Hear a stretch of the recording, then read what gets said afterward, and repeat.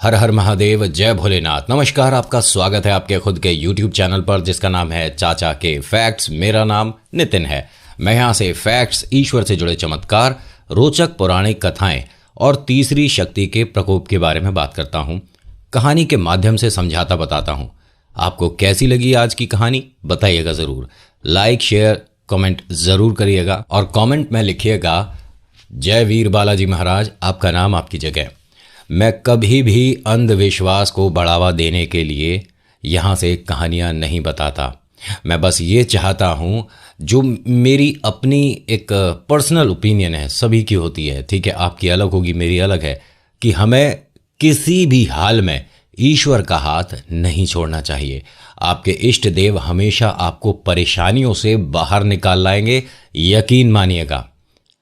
एक बार अपने भगवान पर भरोसा करके देखिए और गर्व से कहो, इसमें कोई शर्मिंदगी नहीं होनी चाहिए। आप कितने भी वेल एजुकेटेड हो, आप कितने भी पढ़े लिखे हो, आप कुछ भी हो, doctor, engineer, doesn't make any kind of difference.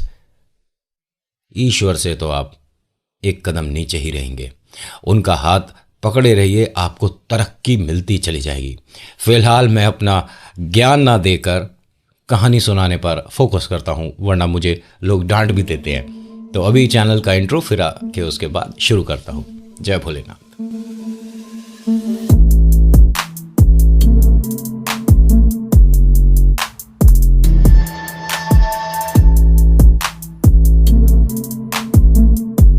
आज की कहानी मैं वहीं से कंटिन्यू कर रहा हूं जहां मैंने पहला वाला भाग छोड़ा था और ये फाइनल है, ठीक है। होता क्या है कि अनिल के ये जो अब प्रॉब्लम साथ लग गई हैं, इसमें इनका कहीं भी ध्यान ऊपर वाले मकान की तरफ नहीं जा रहा है और ऐसा होता भी नहीं है। अगर आप कोई प्रॉपर्टी खरीदते हैं तो क्या आप ये देखेंगे कि वो ठीक है कि नहीं, या ये देखेंगे कि उसमें भूत प्रेत आत्मा है कि नहीं है? कॉमन सी बात है, जो एग्जिस्ट ही नहीं करते उन्हें क्या देखना और उनके बारे में क्या ही सोचना। इनका किसी पर भी इस तरह से विश्वास करना बनता ही नहीं। अच्छा, यहां आपको मैंने एक बात बताया कि ये चारों जने नास्तिक हैं, ईश्वर को मानते ही नहीं हैं, ठीक है। लेकिन जब कोई नया वाहन खरीदते हैं तो जो उसका ड्राइवर होता है वो गाड़ी चलाने से मना कर देता है। हर बार इनके साथ ऐसा हुआ है। जब भी इन्होंने नई बस, ट्रक खरीदा है तो ड्राइवर ने साफ कह दिया, बिना पूजा हम गाड़ी को नहीं चलाएंगे, आप पूजा करवाइए पहले, उसके बाद ही हम गाड़ी चलाएंगे। तो मजबूरी में इन्हें ये काम करना पड़ता है। और यकीन मानिए, जब पूजा पाठ हो रही होती है, गाड़ी पर सतिया बन रहा होता है, तब भी ये भाई साहब बिजी रहते हैं। मतलब फ़ोन लगा रखा है, पंडित जी पूजा कर रहे हैं, उन्हें पैसे दे दिए, ध्यान ही नहीं दिया, इंटरेस्ट नहीं है ना, बात ही खत्म हो गई। तो ये चारों जैसे कि नास्तिक हैं, लेकिन कहीं ना कहीं हो सकता है कि किसी के शुभ चरण इनके घर में पड़े थे, जिसकी वजह से वो नेगेटिविटी या नेगेटिव एनर्जी या सारी बातें हटाओ, भूत प्रेत आत्मा इनके घर तक अभी नहीं आ रही हैं। लेकिन जब आप दोनों हाथ खोलकर किसी का स्वागत करोगे तो वो क्यों नहीं आएंगे? आपको ट्राई खेलना है, उनको एक्सपीरियंस करना है, तो कभी वो भी एक हल्की सी झलक दिखा ही सकते हैं। दुनिया भर में पैरानॉर्मल एक्सपर्ट्स यूं ही अपनी समय और पढ़ाई को बेकार नहीं कर रहे हैं, समझ रहे हैं? तो आप मानो या ना मानो, उनके एग्जिस्टेंस पर, उनके अस्तित्व पर आप कुछ नहीं कर पाएंगे। वो होते हैं, नहीं होते, बहुत बड़ी डिबेट है भाई, कभी नहीं खत्म होगी। आप नहीं मानते, बात खत्म। इसे एक मनोरंजन के लिए कहानी मान लो, किसी के साथ ऐसा हुआ ही नहीं, ठीक है। ये भाई साहब अपनी धर्मपत्नी से बोलते हैं कि तुम्हें क्या लगता है ये मेरे साथ क्या हो रहा है? इतने कम वक्त पे मैं इतनी जल्दी नुकसान की तरफ क्यों बढ़ रहा हूं? कोई तो समस्या है। तो इनकी धर्मपत्नी ने मजाक में एक बात बोली कि हो सकता है कि ऊपर वाला मकान हमको फल नहीं रहा है और ऊपर वाले मकान में भूत प्रेत हैं जो कि तुम्हारे व्यापार पर आकर बैठ गए हैं। पहली बात कि आप कभी भी मजाक के तौर पर इनको बार बार मत याद किया करो। किनको आप समझ रहे हो। अब ये बात बेटा और बेटी ने भी सुन ली, क्योंकि ये बात तकरीबन 4:30 पौने 5 बजे शाम के हो रही थी और ये दोनों नीचे ही अपने जो घर है उसमें टीवी पर कुछ प्रोग्राम देखने के लिए आए थे, क्योंकि इनके ऊपर वाले घर में टीवी नहीं है। दोनों बच्चों ने सुन ली और मन में डर बैठ गया। तो डरती डरती बिटिया क्या कहती है, मम्मी ऊपर वाले घर में भूत है, मैंने देखा है। पापा ने ये मानिए अपनी सारी बातें साइड कर दी, जो भी इनके साथ अभी तक हो रहा था, मतलब घाटा। बिटिया को सामने बैठाते हैं, क्या देखा है तूने? मैंने भैया को रात में करीब 1:30-2 बजे बेड पर बैठे हुए देखा है। अब यहां मम्मी पापा हंस रहे हैं कि अरे भाई को तू भूत बोल रही है। उसने कहा ना, इसने कुछ बोला था, उससे मुझे लग रहा है कि हाँ घर में कुछ है। बेटा आप स्कूल जाते हो, ऐसी बातें सिखाते हैं आपके टीचर्स आपको? ऐसा कुछ नहीं होता, बिल्कुल भी इस तरह की बातें अपने मन में मत लाओ, बेकार में तुम्हें फिर डर लगने लग जाएगा। उसने कहा मैं डर ही रही हूं और मैं आज के बाद उस घर में नहीं जाऊंगी। मैं अपनी पढ़ाई यहीं करूंगी, मैं अपनी बुक्स वगैरह ले आऊंगी, मैं नहीं जाऊंगी। बिटिया यहां सही कदम उठा रही थी। पापा ने ये मानिए उसका हौसला बढ़ाने के लिए कि कभी भी आपको डर लगता है, आप परेशान होते हो, तो उस परेशानी से, उस डर से भागो मत, उसको फेस करो, उसका सामना करो। किस चीज से डर लगता है? अंधेरे से। अरे अंधेरे में चलते चले जाओ, कभी तो रोशनी आएगी, फिर से आपको ये लगेगा कि हाँ मैं दोबारा इस अंधेरे को कभी भी अगर लाइफ में मिला तो पार कर जाऊंगा। पापा काम अच्छा कर रहे थे, लेकिन टाइमिंग गलत है। यहां इन्हें थोड़ा उसकी बातों पर ध्यान देना चाहिए था। वो टाइमिंग तक बता रही है। 3 बार अपने भाई को उस तरह से देखा है उसने। इन्होंने भाई से, मतलब अपने बेटे से बात करना जरूरी नहीं समझा। बिटिया का हौसला बढ़ाया। बिटिया ने ये मानिए कि उनकी बातों को अपने दिल दिमाग में बैठा लिया। उसके बाद वो वापस उसी घर में चली गई जहां ये खेल हो रहा है, या होना था, होने वाला है, क्योंकि अभी तक तो कुछ हुआ ही नहीं है। ये अपने कमरे में आई है और अभी तकरीबन 5:15 साढ़े 5 बज रहे हैं शाम के। टीवी पर कुछ प्रोग्राम देखना तो उसे भूल गई। इसे ये था कि मैं अब सिर्फ पढ़ाई पर ध्यान दूंगी और मैं हेडफोन लगा लूंगी, गाने सुन लूंगी।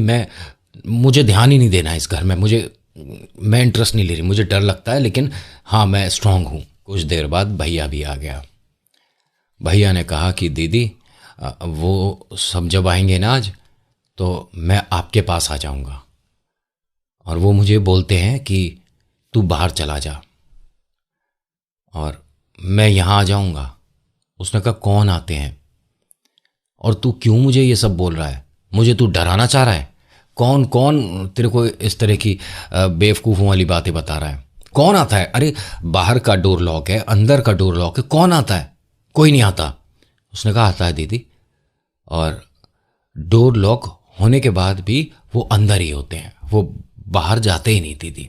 मैंने देखा है, उन्होंने मुझे वॉल पर भी चढ़कर दिखाया था। जब ये बोला ना, तो ये दीदी ने उसको गुस्से से डांट दिया और कहा कि अब ये तू ज़्यादा बेवकूफ़ों वाली बात कर रहा है। अभी मैंने डैडी से शिकायत करी ना कि तू मुझे इस तरह से बातें बोलकर डरा रहा है।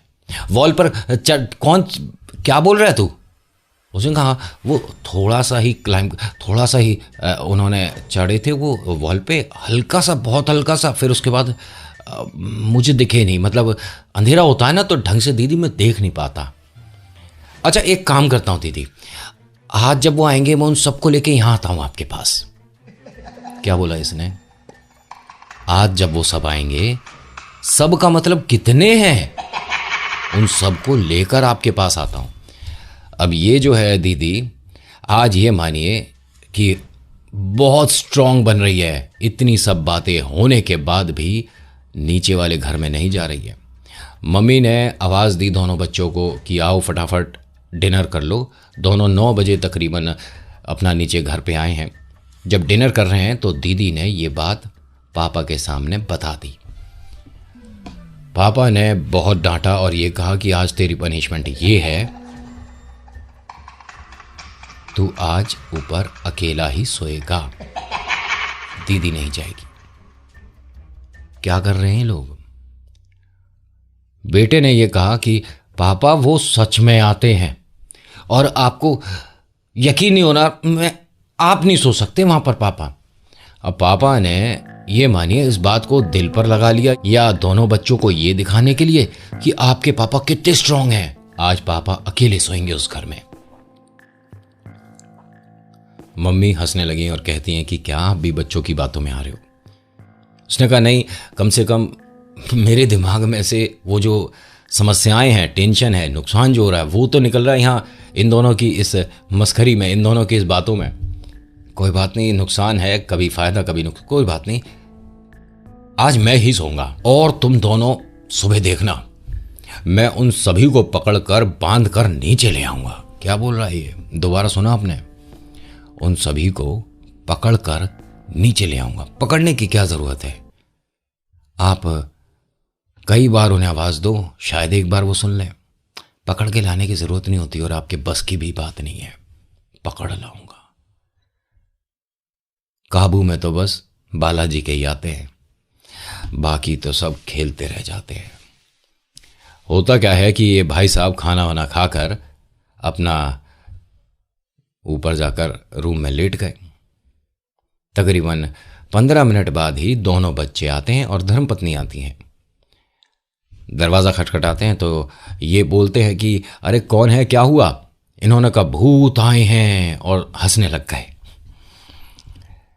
पापा भी अंदर हंसे और उन्होंने दरवाज़ा खोला, पूछा क्या हुआ? उन्होंने कहा आप दूध लाना भूल गए थे, ये हम गर्म दूध लाए हैं। और कहाँ रखे हैं? उसने कहा कहीं भी रख दो।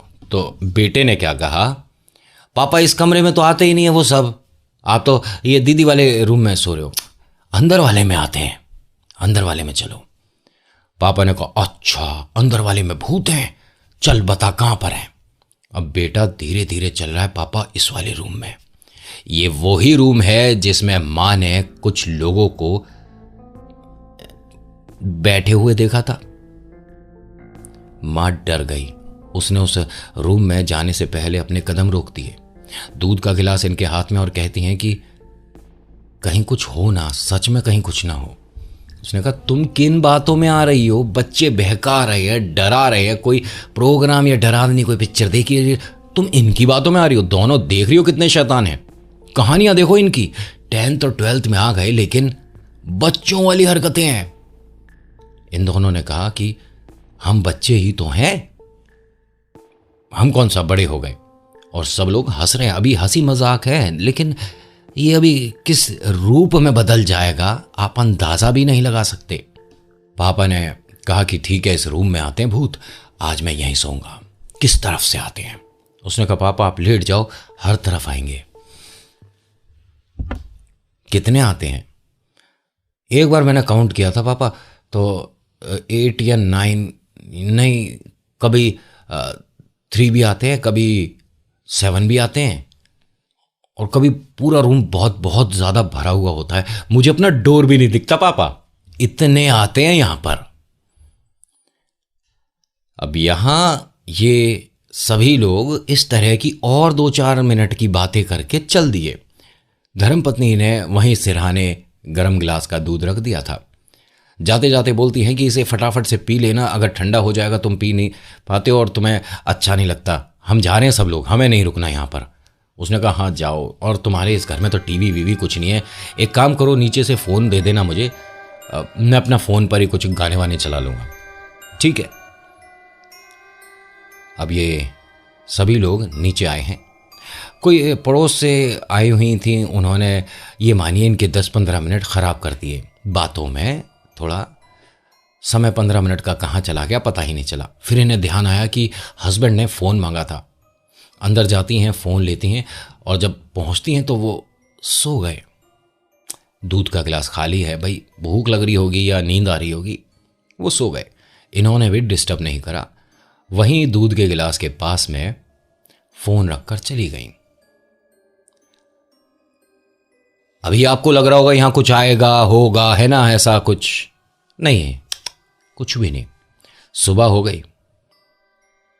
सुबह सुबह इनका दरवाजा खटखटाया बच्चों ने, पापा खोलो पापा खोलो, पापा ने खोला।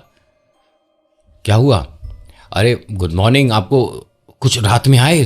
करे अरे सुबह भी हो गई, यहाँ तो बहुत आराम से नींद आई मुझे, ये मानो कि नीचे वाले घर से ज़्यादा आराम मुझे ही यहाँ पर मिला है। चलो मैं नीचे ही आ रहा हूँ। अब जब वो चलने वाले थे तभी धर्मपत्नी भी आ गई। उन्होंने कहा कि आप ठीक हो, कुछ हुआ यहाँ पर? उन्होंने कहा अरे कुछ नहीं है, तुम भी किन बातों में आती हो? तो धर्मपत्नी कहती हैं कि वैसे एक बात तो है, आप यहाँ पर काफ़ी रिलैक्स लग रहे हो, मतलब अच्छे से नींद आई? तो उन्होंने कहा बहुत अच्छे से नींद आई थी, ये मानो कि तुम लोग गए हो और मैं लेटा हूँ और मैं सो गया। दूध भी मैं पी नहीं पाया था, इतनी तेज नींद आ रही थी। क्या बोला इसने? दूध भी नहीं पी पाया था। और रात में वो जब फ़ोन रखने आई थी तो दूध का गिलास खाली था। शायद ऐसे ही था ना। धर्मपत्नी ने कहा कि आप एक काम करिए, नहा धो लीजिए और ऑफिस के लिए, वरना लेट हो जाएंगे। इसने बताया नहीं। अब ये चीज़ इसके मन में घर कर गई कि इन्होंने ये क्यों बोला है, जब मैं खुद देख कर आई हूँ कि हाँ दूध का गिलास वो पूरा खाली था, तो इन्होंने ऐसा क्यों बोला। हो सकता है ये भूल गए हों, तो याद दिलाने के लिए मैं हल्की सी इनसे कुछ इशारों में बात करके देखती हूँ। अब जब ये नीचे आए, नहा धोकर अपना खाने के लिए डाइनिंग टेबल पर बैठ रहे थे, तो धर्मपत्नी बोलती हैं, अच्छा कल मैंने उसमें दूध में इलायची डाली थी, उसका टेस्ट आ रहा था? उसने कहा अरे मैंने पिया ही नहीं, मुझे क्या पता। तो वो कहती हैं कि आपने पिया था, मैं ऊपर जब फ़ोन रखने आई थी तो दूध का गिलास खाली था। उसने कहा ऐसा कैसे हो सकता है, मुझे इतना ध्यान है कि जब मैं लेटा हूँ उसके बाद मेरी आंख सुबह ही खुली है जब तुमने दरवाज़ा खटखटाया है, मैंने नहीं पिया। अब इनके बीच में ये जो बहस हो रही थी, एकदम इस पर फुल स्टॉप लग जाता है, क्योंकि ऊपर बहुत सारे बर्तन गिरे हैं। मतलब ये मानिए कि पूरी रैक गिर गई हो। ये दोनों मतलब वहाँ बातों को छोड़कर फटाफट से जीने से ऊपर गए हैं, किचन में फटाफट से आते तो एक मिनट, किचन में तो इनके बर्तन है ही नहीं, और 100% आवाज़ इधर से ही आई है। वार्निंग है, चेतावनी है, डराने की शुरुआत है, या जो आप कर रहे हो ये गलत है वो बताना चाह रहे हैं। ये दोनों सहमे सहमे डरते डरते सीढ़ियों से नीचे उतरकर अपने घर तक आते हैं। एक गिलास पानी पीती है ये, और कांपते कांपते बोल रही हैं, क्या आपने भी सुना था? पतिदेव बोलते हैं कि मैं भी तभी तुम्हारे साथ भागता हुआ गया था, लेकिन हुआ क्या था ये? किसी अड़ोस पड़ोस के? उसने कहा बिल्कुल भी नहीं, आवाज तो ऊपर से ही आई थी। अब बच्चे ऊपर नहीं रहेंगे, और मेरी बात मानो, ये घर बेच दो। मुझे अब वास्तव में डर लग रहा है, और मैं अपने भी घर में अब डर रही हूं। मैं एक काम करती हूँ, बच्चों को लेके कुछ दिन के लिए पिताजी के चली जाती हूँ, और तुम भी ऊपर वाले मकान में मत रहना। इसने कहा अरे मैं पूरी रात रुक के आया हूं, वहां कुछ नहीं है। उसने कहा अगर कुछ नहीं है तो ये बर्तनों के गिरने की आवाज क्यों आई थी? मन का वहम नहीं है ये, हमने क्लियरली सुना है, और कोई ऊपर टीवी भी नहीं है, कोई म्यूजिक सिस्टम नहीं है, तो हम झूठ नहीं बोल पाएंगे अपने आप से। कुछ तो है इस मकान में। तभी वो झारखंड से फोन आता है। बड़े प्यारे लोग थे ना ये। वहां से वो जो औरत है, मतलब आंटी जी, उन्होंने बात करी, कैसा है आपका नया घर, आपको कैसा लग रहा है? आप लोग शिफ्ट हो गए, और आप पूरी फैमिली शिफ्ट नहीं हुए क्या? एक बात बताइए, इनको किसने बताया कि सिर्फ बच्चे शिफ्ट हुए थे ऊपर वाले रूम में? किसने बताया? कोई फोन पर बात हुई? किसने बताया इन्हें? लेकिन इन्हें पता है। क्यों? क्योंकि शायद ये देख रही हैं, या देख सकती हैं, या जो खेल हो रहा है वो झारखंड से हो रहा है, कानपुर में, पॉसिबल है क्या? धर्मपत्नी को समझ नहीं आ रहा कि वो क्या बात करे इनसे। वो कहती हैं कि भाभी जी हम आपसे बाद में बात करेंगे, अभी घर पर कोई लोग आए हुए हैं। तो वो वहां हंस रही है।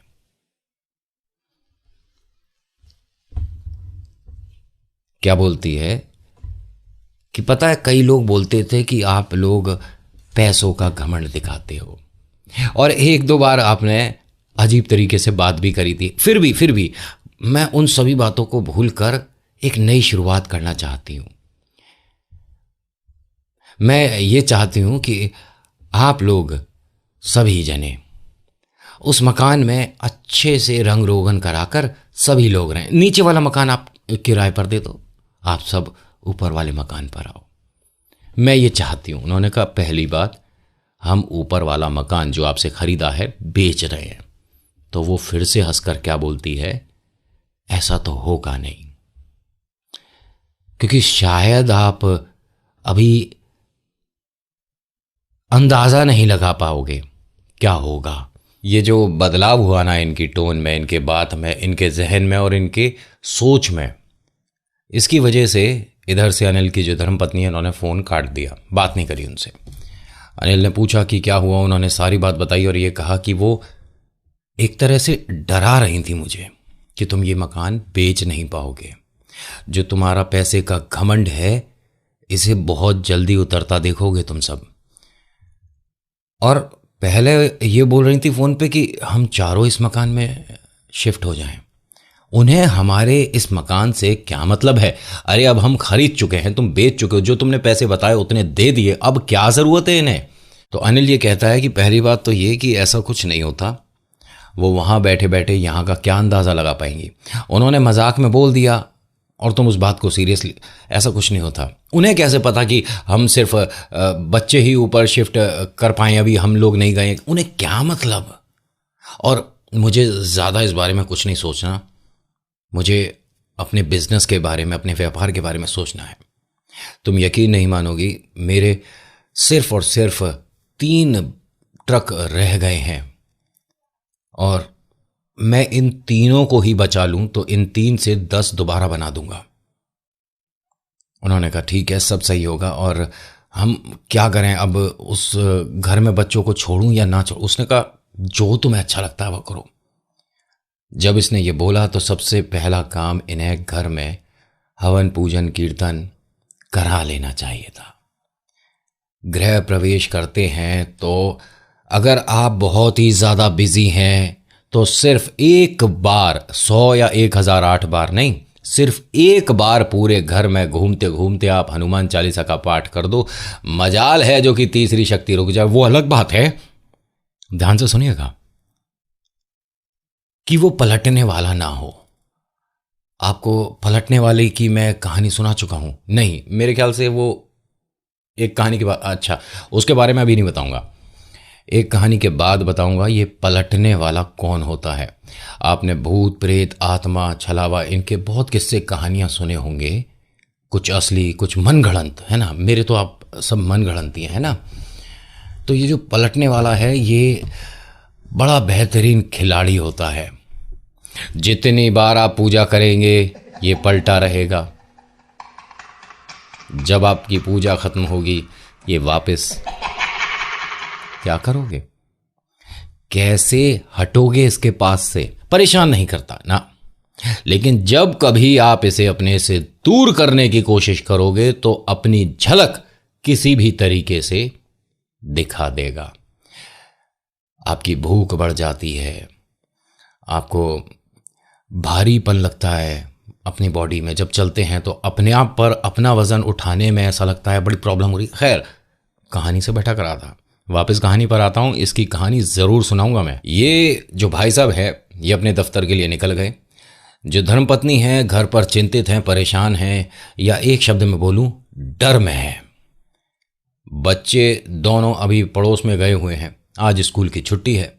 दोनों बच्चे जब वापस आए हैं तो माँ ये कहती हैं कि हम सभी लोग नाना नानी के जाएंगे और तकरीबन 1 हफ्ता वहीं रुकेंगे।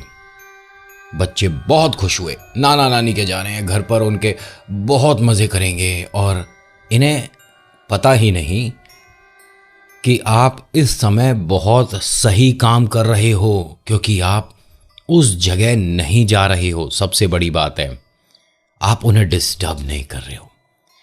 अब मम्मी ने फटाफट से चाबी उठाई, ऊपर वाले मकान पे लगाया ताला और चाबी ले जाकर नीचे रख दी और बच्चों के साथ अपने पैकिंग वगैरह शुरू कर दी। इनके हस्बैंड का फ़ोन आया और ये बोलते हैं कि जैसा तुमने कहा था, मेरे पास एक इस मकान के लिए कस्टमर है, ग्राहक है, कहो तो मैं। उसने कहा हाँ बिल्कुल बेच दो, हमें इंटरेस्ट नहीं है, हम इतने में ही खुश हैं, जब ज़रूरत होगी कहीं और ले लेंगे, ये नहीं। वो आदमी आया, इनके पतिदेव भी आए और देखते हैं पैकिंग हो रही है घर पर, तो कहते हैं कहाँ जा रहे हो? मैंने कहा वहाँ पापा के जा रहे थे 1 हफ्ते के लिए, अगर आप भी चाहो तो रुक सकते हो, आपका ऑफिस भी ज़्यादा दूर नहीं है। उसने कहा नहीं मैं यहीं पर ठीक हूँ, आप लोग हो आओ, कोई दिक्कत नहीं है। चाबी उठाते हैं। अभी इन्होंने क्या किया था काम, बहुत अच्छा किया था ना, उस घर से, उस जगह से अपने आप को बाहर ले आए थे। पतिदेव वापस वही काम करने जा रहे हैं। दरवाज़ा खोलते हैं।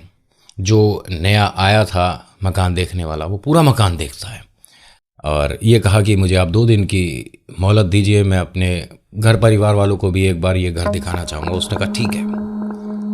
अब ये नीचे आ गए और ये लोग अपना गाड़ी करके नाना नानी के चले गए हैं। पतिदेव घर पर ही हैं और अभी अपने ऑफिस नहीं जा रहे हैं और वो भाई साहब जा चुके हैं जो मकान देखने आए थे। इन्हें ध्यान आता है कि मैं अपना फ़ोन ऊपर ही घर में छोड़ आया हूँ। जब ये जीना चढ़ रहे थे, चाबी इनके हाथ में ही है, तो ताला खुला हुआ था। ध्यान आया कि शायद मैं ताला लगाना भूल गया था।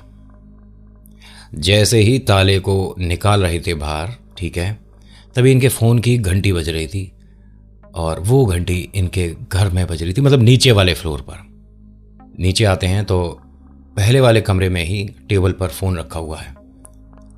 उसे उठाते हैं, लेकिन आपको ध्यान है अभी वो ऊपर घर खुला हुआ है। रात में तकरीबन 9-10 बजे फिर से वही बर्तनों के गिरने की आवाज़ आई। आज न जाने कहाँ से इनमें इतनी हिम्मत आ गई। इन्होंने फटाफट से चाबियां उठाई हैं और बहुत गुस्से में पता नहीं क्या क्या बोलते हुए जा रहे थे। मैं हूं, देखता हूं कौन है, हद हो गई है, तुम्हारी समझ नहीं आ रही है, कौन है, कौन मजाक कर रहा है, मुझे पता चला ना कि कौन है, ठीक है, फिर मैं बताता हूं कि मैं क्या करता हूं तुम्हारा। दरवाजा खोलता है, पूरे घर में घूम के आता है, कोई नहीं है। और इस बार उसी वाले रूम में ये बैठ गया जिस रूम में वो बेटा कुछ बताता था। लाइट ऑन कर रखी है, फोन हाथ में है, धर्मपत्नी को फोन करते हैं। तो धर्मपत्नी का सबसे पहला सवाल, आप अभी भी ऊपर वाले घर में ही हैं? इसने कहा हाँ, मैं देखने आया था कि ये कर कौन रहा है। उसने कहा तुम्हें जरूरत क्या है, आप अभी की अभी इस घर से बाहर निकलिए और एक काम करिए, मैं कल आती हूँ, किसी से बात करते हैं ये जो हमारे साथ हो रहा, मैं बताती हूँ उन्हें। किसी को बताने की जरूरत नहीं है, खामखा बाजार में मजाक उड़ जाएगा हमारा। ये उस घर से बाहर निकला, अपने घर में आकर सो गया। 3:30 पौने 4 बजे जैसे लोहे का फोल्डिंग होता है ना, लोहे का बेड जो होता है, इसको उसके सरकने की आवाज़ आ रही है, वो भी बहुत तेज। अच्छा, एक चीज़ आपको बता देता हूँ, आवाज़ आ रही है उसे इग्नोर करो, इनके घर में है नहीं। और ये आवाज़ ऊपर वाले घर में से आ रही है, वहाँ भी नहीं है। और ये बात आप जानते हैं कि इन शक्तियों को लोहे से एलर्जी है। इसकी हिम्मत नहीं हो रही है अब जाकर देखने की, और अब इसे इतनी आवाजें आ रही हैं कि अपने बेड पर लाइट ऑन करके दोनों कानों पर हाथ लगाकर डर रहा है। बस ये चाह रहा है किसी तरह से आवाज आनी बंद हो जाए। पूरा शोर सुना है इसने, पूरा शोर, बर्तनों की आवाज आ रही है, कुछ सरकने की, या ये मानिए कि ईंट होती है ना, ईंट को कोई ज़मीन पर घिस रहा है, पता नहीं, कुछ समझा नहीं सकता मैं कि उन्होंने किस तरह से मुझे बताई थी ये बातें। ये मानिए कि बस इसे डिस्टर्ब किया जा रहा है कि अब तू यहां भी नहीं रहेगा। जैसे तैसे सुबह हुई है भाई साहब, ये रात भर नहीं सोया है। ये बाहर आया है, जब न्यूज़पेपर वाले ने अखबार जब डाला ये आया, तो उसने कहा कि भाई साहब आप ठीक हैं, बड़ी आपकी हालत ख़राब सी, तबीयत ठीक है आपकी? उसने कहा तबीयत ठीक है, बस अजीब सा लग रहा है, क्या बताऊं आपको। उसने कहा बताइए तो सही क्या हुआ, सब ठीक है? उसने कहा सब ठीक तो है, लेकिन जब से ये मनहूस मकान ख़रीदा है ना, तब से ये मानो कि मेरे तो बुरे दिन शुरू हो गए हैं। उसने कहा ये मकान, वो लोग चले गए यहाँ से क्या? उसने कहा आप जानते हो? कह रहा भाई साहब एक बार इनके घर गया था, जब अखबार डालने, मैंने उन आंटी को कुछ देखा था करते हुए, तब से मेरे मन में डर बैठ गया, मैं नहीं जाता जी इनके घर। कह रहा क्या देखा था? कह रहा मैं बात ही नहीं करना चाहता, बस ये मानिए कि कुछ था जो कि मेरी समझ से बाहर था। अब आपने मकान लिया है तो आप ही समझो। उसने कहा यार मेरा ये मकान, एक काम कर तू बिकवा दे कुछ पैसे। कह रहा भाई साहब मैंने इस तरफ देखना ही नहीं है, और अगर आप इसमें जा रहे हो ना बार बार, तो मैं आपसे भी नहीं मिल पाऊंगा, ठीक है? आप मुझे डरपोक कहो, बेवकूफ़ कहो, कुछ भी कहो, वो तो बालाजी का साथ है, इसलिए सब कुछ ठीक है मेरे साथ। उसने कहा बालाजी का मतलब? तो वो कहता है अखबार वाला कि हनुमान जी के चरण पकड़ लीजिए अगर सब कुछ ठीक चाहते हो, वरना बिखर जाओगे। बस इतना ही बता सकता हूँ। कह रहे बस राम नाम जप लो घर पे, जय श्री राम, क्योंकि आपने राम जी को याद कर लिया तो हनुमान जी तो साथ ही हैं, आपका बाल भी बांका नहीं होगा। लेकिन ये मॉडर्न लोग हैं यार, एक्सट्रीमली मॉडर्न। वो कह कर गया, समझा कर गया, लेकिन इसे इतनी सी भी फुर्सत नहीं है जय बजरंगबली बोलने में, जय श्री राम बोलने में। बहुत बिजी है। आज दोबारा इसके मोबाइल पर वही पुरानी तरीके का एक फोन आया कि आपको एक और नुकसान हुआ है, 2 ट्रक बस बचे हैं। धर्मपत्नी को नहीं बताया, और 1 हफ्ते बाद वो दोनों भी नहीं रहे इसके पास। आज इसके पास एक भी ट्रक, एक भी बस नहीं है। यहाँ जो लोगों से मुझे पता चला है और जितना मैं जानता हूँ, अगर इस शक्ति का आपके इर्द गिर्द होने का मतलब आपको फील होना शुरू हो गया और ये आप तक आ गई, तो ये मेंटली, फिजिकली या फाइनेंशियली कुछ ना कुछ तो खेल कर ही देंगी। अब ये फाइनेंशियली वाला केस चल रहा है। यकीन मानिए कि ये आदमी अब बहुत ज़्यादा परेशान हो रहा है, पैसों की कमी होनी शुरू हो गई है। धर्मपत्नी और बच्चे कल वापस आ रहे हैं। समय उन्होंने वहाँ पर कुछ ज़्यादा ही बिता दिया, उन्हें यहाँ पर होना चाहिए था इसके पास अभी। ये मानिए कि इस हिसाब से डर रहा है कि अगर कोई इसे बोल देना कि तेरे ही घर में, तेरे पर्दे के पीछे हमने किसी को देखा, तो ये उसे हटाने की हिम्मत नहीं कर पाएगा। इतना मन में डर बैठ रहा है, क्योंकि रोज रात को ये इस तरह से अपने कानों को दबा कर सोता है। डर डर के नींद कब आ जाती है पता ही नहीं चलता। क्या करेगा अब ये? खैर, धर्मपत्नी आती हैं, इसको देखते ही डर जाती हैं, चिंतित होती हैं, पूछती हैं कि आपकी तबीयत ठीक है और क्या हुआ है। उसने सारी बातें बता दी। अब एक भी बस नहीं बची है, एक भी ट्रक नहीं बचा है। मुझे समझ नहीं आता कि आगे आने वाला समय कैसा होगा। उसने कहा कुछ नहीं होगा, आप परेशान क्यों होते हो, हम ये है ना मकान, इसे निकाल देंगे। 6 महीने लग गए इन्हें, मकान नहीं बिका। लेकिन हाँ बिका, मकान बिका जिसमें ये लोग रहते थे। अपना मकान बेचा, उस पैसे को जो मिला इन्वेस्ट कर दिया बिजनेस में, और एक किराए के मकान में आ गए। 4 महीने में वो बिजनेस भी ठप हो गया और ये अब उससे भी छोटे मकान में किराए पर आ चुके हैं। ये सब आप सोच रहे होंगे कि खेल क्यों हो रहा है, ये तो वहां से जा चुके हैं। ऐसा इन्होंने जो बताया, क्योंकि प्रॉपर्टी इन्हीं के नाम पर है। बस इतना ही बताऊंगा, इसके आगे सुनिए। धीरे धीरे धीरे धीरे अब इनके वो जो ब्रांडेड और महंगे फोन, इन सब के शौक खत्म हो गए, क्योंकि अब पैसा नहीं है। वास्तव में कमी पड़ रही है पैसे की, बहुत ज्यादा। तो धर्मपत्नी, ये मानिए, थोड़ी सी अपना मानसिक संतुलन खो बैठी हैं, क्योंकि इनके इस कार्य को सुनकर आप भी बोलेंगे। अपने उसी घर के सामने पहुंचती हैं और चिल्ला चिल्ला कर बोलती है कि जब से मनहूस तू हमारी जिंदगी में आया है, हम सब सड़क पर आ गए हैं। अरे किस बेकार घड़ी में हमने तुझे खरीदा। और मकान से बोल रही हैं। वो कौन सा जवाब देगा, लेकिन जवाब दिया। दोपहर की बात है ये, तकरीबन 1-1:30 बजे की, और बर्तनों के गिरने की आवाज आई। एक तरह का रिप्लाई। बहुत कोशिशों के बाद इनका वो मकान बिक जाता है। ये हाथ जोड़ते हैं कि अब समस्या टल गई, लेकिन टली नहीं, क्योंकि वो पैसा इन्होंने एक मकान खरीदने की बजाय फिर से व्यापार में लगा दिया, और वो व्यापार फिर से ठप हो गया। नजर में आ गए, क्योंकि बहुत कुछ गलत करा था, गलत बोला था, या ये भी कह सकते हैं कि किसी की जगह पर जाकर अपना कि हम रहेंगे यहां, बिना ईश्वर को याद करे। तो खेल तो ऐसा कुछ इनके साथ हुआ। और उसके बाद जो आदमी ब्रांड से नीचे बात नहीं करता था, एक बहुत ही बढ़िया शानदार होटल की शानदार गाड़ी का ड्राइवर बन गया।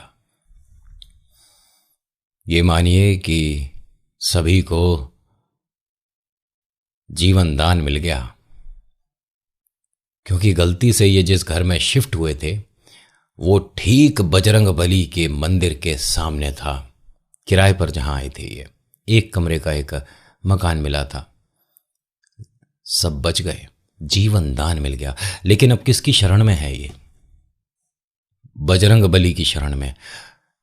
तो बड़े से बड़े धुरंधर, ये तीसरी शक्ति, उस तरफ नहीं देख सकते। ये बात फैक्ट है, सच है, मतलब इसमें कोई दो राय है ही नहीं। और ये जो धर्मपत्नी है, जब वहां पर आए तो उसके 2 महीने बाद, क्योंकि वहां पर भंडारा था, ठीक है, इसलिए मंदिर में पहली बार गई हैं हनुमान जी के सामने भंडारा लेने की। घर पर 4 लोग हम सब खाना खा लेंगे। इतनी हालत खराब हो चुकी थी इनकी।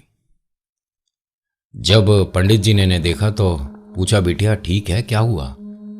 उसने अपनी सारी बातें बता दी।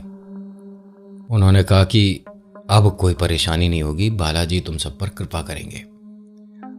और उसके बाद तकरीबन 2.5 साल 3 साल ये उस घर में रहे हैं किराए पर। और उसके बाद इन्हें जब ये लगा कि यहाँ इस शहर में हमारा डर, जब तक हम मंदिर के सामने होते हैं, बजरंगबली के सामने होते हैं, हमको डर नहीं छूता है। लेकिन जब भी हम कहीं बाहर जाते हैं, किसी रिश्तेदारी में जाते हैं या कहीं मार्केट में जाते हैं, तो लगता है हमारे पीछे साथ साथ कोई चल रहा है। ये हमें इस शहर से भी भगा देगा और हमें जाना पड़ेगा। और ये गए। कहां बताया नहीं। बस इतने में ही उन्होंने बात खत्म कर दी। बस अब सब कुछ ठीक है और ये दोनों बच्चे अब काफ़ी बड़े हो गए हैं। और कमाल की बात बताऊं, पिता ने इनको मेरी वीडियो देखते हुए सुना है। तो इन्होंने एक बात ये भी बोली थी कि नितिन भाई, गलती से भी मेरा नाम नहीं बताना, वरना बच्चों को लगेगा ये हमारे बारे में बात हो रही थी। तो ये जो मैंने नाम अनिल इस्तेमाल किया है, ये असली नहीं है। बस आज की कहानी में इतना ही। आज की कहानी आपको कैसी लगी मुझे बताइएगा ज़रूर। अच्छी लगी तो लाइक शेयर सब्सक्राइब करिएगा। कमेंट में लिखिएगा जय श्री मेहंदीपुर बालाजी महाराज, उसके बाद आपका नाम, आपकी जगह। उनके साथ आगे क्या हुआ उन्होंने नहीं बताया। जितना बताया मैं कहानी के माध्यम से आप तक लेकर आया हूं। हो सकता है आपके किसी काम आ जाए बातें, क्योंकि अस्तित्व को झुटलाया नहीं जा सकता। ईश्वर का दामन पकड़े रखिए, कोई बुरी शक्ति आपको टच नहीं कर पाएगी, सच में। So thank you so much for watching. मेरा नाम नितिन है। मुलाकात करूंगा आपसे एक अगली वीडियो में। हर हर महादेव, जय भोलेनाथ, धन्यवाद।